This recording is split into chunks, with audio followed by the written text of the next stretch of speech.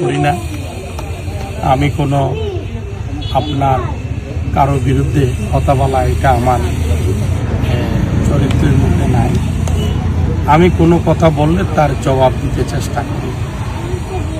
এই যে মানুষ গণজোয়ার সৃষ্টি হয়েছে, আপনি তো এক পাশে ছোট্ট করে নিচ্ছেন, সকাল থেকে যদি আসতেন মানুষের গণজোয়ার দেখতে পারতেন। মানুষ পাগল আমার জন্য, আমি মানুষের জন্য পাগল। এখন আমার কন্ট্রোলে তো কিছু থাকে না। কেউ যদি কিছু রিক্সা নিয়ে করে, কেউ যদি কোনো একটা মোটরসাইকেল নিয়ে করে, কেউ এক একজন এক এক রকম করে, আমি তো কন্ট্রোল করতে পারতেছি না। আচরণবিধি, এই যে অভিযোগ, আমি একজন ব্যবসায়ী, তাদের অভিযোগগুলো 1-1.5 বছর আগে আমি ব্যবসায়ী হিসাবে আমি মানুষকে সাহায্য সহযোগিতা করেছি। আগে তফসিল ঘোষণা হওয়ার আগে তারা ওই ভিডিওগুলোকে আগে পিছে কেটে দিয়ে এই প্রভাকাণ্ডায় তারা লিপ্ত। আমার ছবিতে নাকি আমার পিকচার বড় হয়েছে, মানে তারা একটা আইটি অফিস নির্মাণ করেছে শুধু অভিযোগ দেওয়ার জন্য। ফরম্যাট করা আছে নাকি, আমি যতটুকু খবর পেলাম, প্রতিদিন চন্দনেশের জন্য 5টা অভিযোগ, প্রতিদিন উত্তর সাতকানিয়ার জন্য 5টা।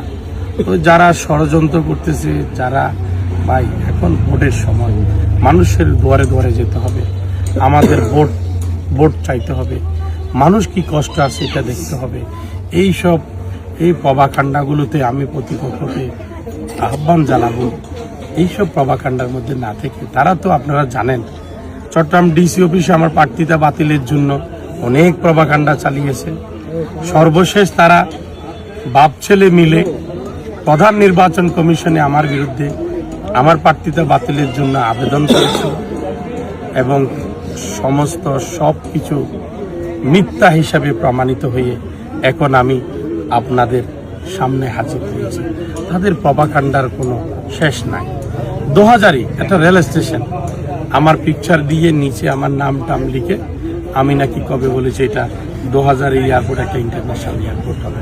তাহলে এদেরকে আমি কি বলবো? আমাকে তারা আমার এলাকায় কিছু এলডিপির ছেলেবেলে নিয়ে এই বিভিন্ন প্রভাকাণ্ডা চালাচ্ছে, কিছুক্ষণ গাড়ি ঘোড়া বন্ধ করে দিচ্ছে, আমার প্রার্থিতা বাতিল চাচ্ছে। ভাই, তাদেরকে বলেন বাস্তবে আসতে, মানুষের পার্স বুঝতে, মানুষ কি চায়, উত্তর সাতকানিয়ার মানুষ, চন্দনেশের মানুষ কি চায়।